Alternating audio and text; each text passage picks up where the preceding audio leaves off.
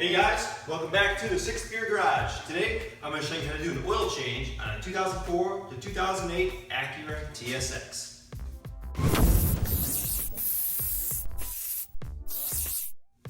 So this is the first part of a two-part video.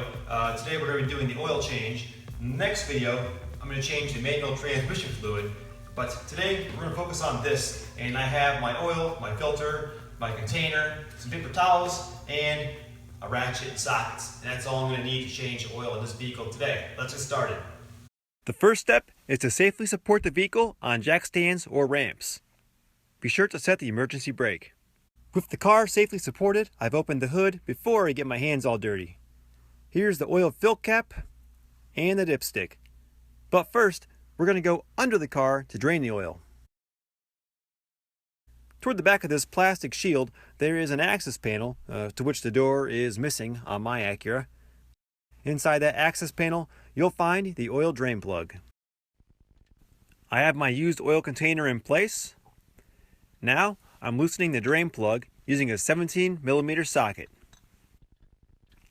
I prefer to change the oil when the engine is warm so that any contaminants will be freshly circulated in the oil that's being drained, rather than settling somewhere in the engine or oil pan. I'm going to clean this off and grab a new crush washer while I wait for this oil to drain. Alright, we're just about done draining. Here's the new drain plug crush washer. It goes right on the plug like this, and because it's aluminum, which is softer than the steel plug and oil pan, it'll be the first thing to deform if the drain plug is over tightened at all. And that helps to preserve the threads on the drain plug and pan from getting stripped out over time. I'll put the part number for the washer in the description. They're about 50 cents each at the local Honda dealership here in town. Now I'm hand tightening the drain plug. I've got a good feel for torque because I've done this so many times, but if you're using a torque wrench, it's 29 foot-pounds.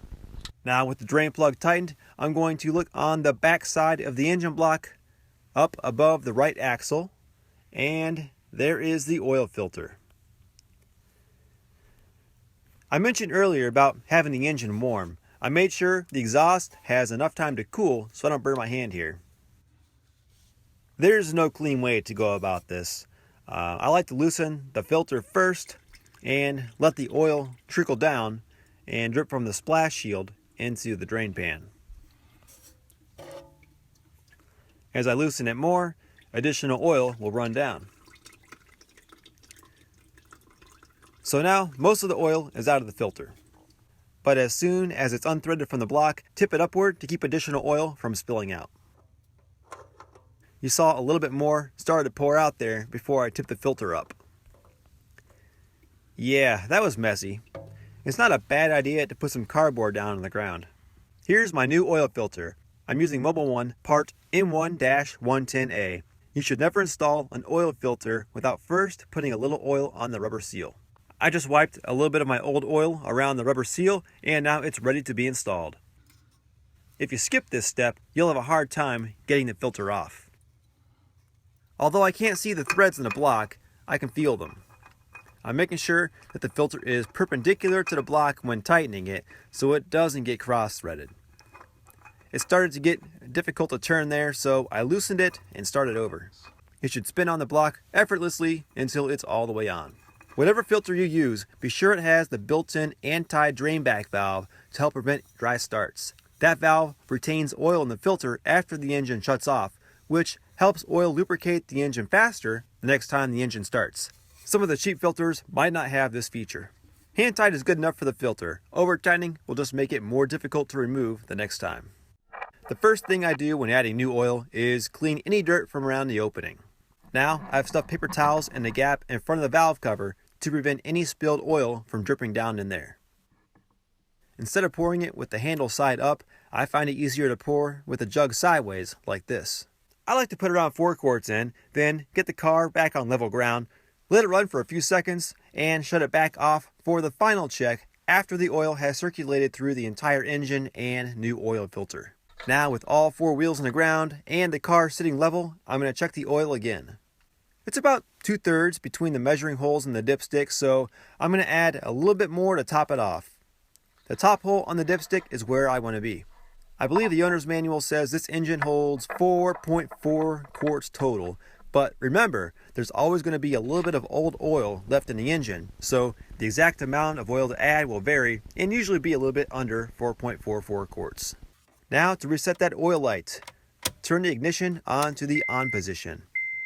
You should see the service reminder on the cluster. Go through the menu until you see the service oil life that shows the remaining percentage and stop on that screen.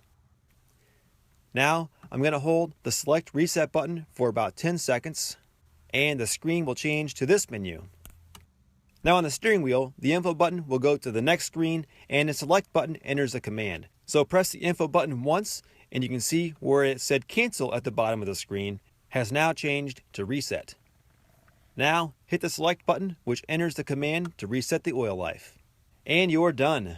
Thanks for watching today's video and consider subscribing if you haven't already for more how-to videos and vehicle updates here at the 6th Gear Garage.